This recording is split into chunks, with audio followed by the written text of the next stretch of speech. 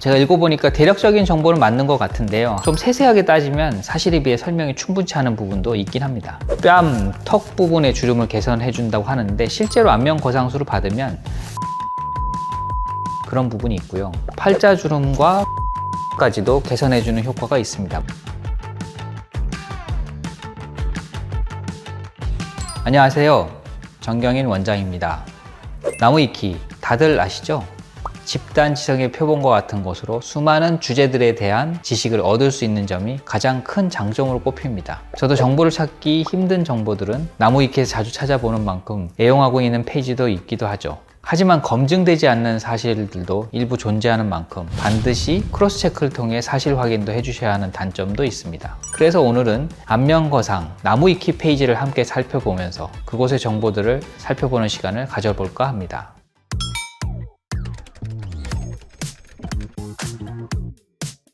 제가 읽어보니까 대략적인 정보는 맞는 것 같은데요. 좀 세세하게 따지면 사실에 비해 설명이 충분치 않은 부분도 있긴 합니다. 뺨, 턱 부분의 주름을 개선해준다고 하는데 실제로 안면 거상술을 받으면 전체적으로 올라가는 그런 부분이 있고요. 팔자주름과 목주름까지도 개선해주는 효과가 있습니다. 물론 목거상을 좀 포함했을 때고요. 또 내용에 흉터 이야기가 있는데요. 안면 거상 후 흉터는 관리만 잘한다면 거의 눈에 띄지 않게 만들 수 있습니다. 수술을 진행한 후에 일주일 정도는 빨갛게 올라오고 2, 4주 정도까지는 흉터가 심하다고 느끼시지만 1개월이 지난 후부터 3개월, 4개월, 6개월 정도 되면 일상생활에 전혀 문제가 없을 만큼 흉터 문제는 완화됩니다. 켈로이드 체질과 같이 특이 체질이 아니고서야 흉터 문제는 크게 걱정하지 않으셔도 좋을 것 같습니다.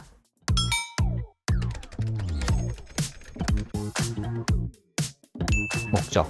좋은 이야기가 쓰여져 있네요. 사실 안면거상이라고 하면 나이 드신 분들이 받는 수술이라는 이미지가 강한데 일부 젊은 층에게도 적합한 수술입니다. 윤곽수술이나 교정수술을 받은 이후에 뼈가 작아지는 경향이 있는데 이건 당연한 일이고 그로 인해서 피부 면적은 원래 그대로 있고 안에 뼈가 작아지기 때문에 피부가 남아서 처지는 현상이 생기죠. 그런데 이렇게 발생한 처짐을 실리프팅으로 해결하려다 효과상으로 한계를 많이 느끼시고 안면거상술은 무리냐 하는 경우가 많습니다. 그리고 문서에 나와 있는 것처럼 다이어트를 심하게 했다던가 이물질, 필러, 지방 이식을 과도하게 했을 경우에 얼굴이 이제 빵빵해졌다가 다시 처지기 때문에 오히려 볼처짐이 생길 수 있고 이런 경우에 어린 나이에 거상술을 고려할 수도 있습니다.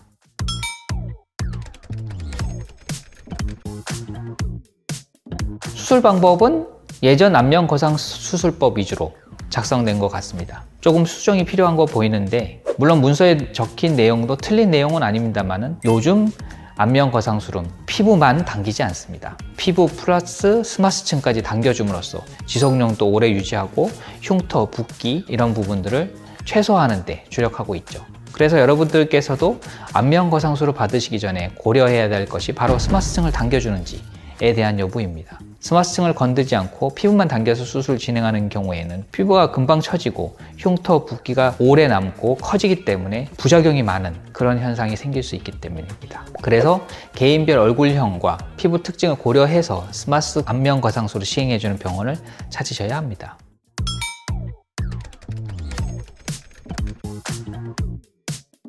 배액관이나 피통은 출혈이 있거나 출혈이 예상되는 경우에 차게 되는데 저희 병원에는 보통 차지 않습니다. 그러니까 간단한 수술의 경우는 차지 않고 지혈이 100% 되거나 출혈 경향이 없는 경우에는 안 차는 경우가 많습니다. 지혈 적응에 효과적인 전문 의약품을 사용하여 수술을 진행한다면 크게 문제가 되지 않기 때문이죠. 또한 내용 중에 혈종, 피부 괴사, 안면 신경마비에 대한 설명이 있습니다. 이걸 100% 틀렸다고 볼 수는 없지만 스마스층을 거상하면 피부의 혈액 공급은 좋기 때문에 위험성이 매우 낮다는 점을 말씀드리고 싶습니다.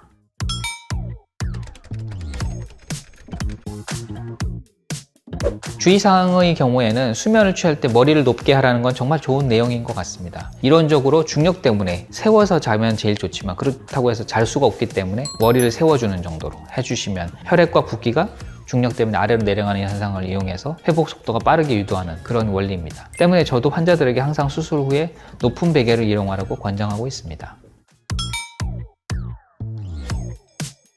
저는 생각보다 정확해서 놀랐습니다. 아마 의학 지식이 어느 정도 있는 분들이 작성해서 기본적인 정보는 다 맞는데 하지만 좀 아쉬운 부분은 아무래도 정확하거나 세부적인 설명이 부족하지 않았나 싶습니다. 이유는 이제 의학책이 아니다 보니 상황에 따른 모든 안면거상 정보를 기재하는 데는 한계가 있지 않았나 생각됩니다. 보통 여기 적혀있는 내용은 맞는 편이지만 나무위키에 적힌 모든 내용을 개개인마다 적용하는 데는 한계가 있을 수 있으니 나무위키 안면거상 문서는 참고만 하시고 정확한 내용은 전문의에게 상담을 받아보시는 게 좋을 것 같습니다.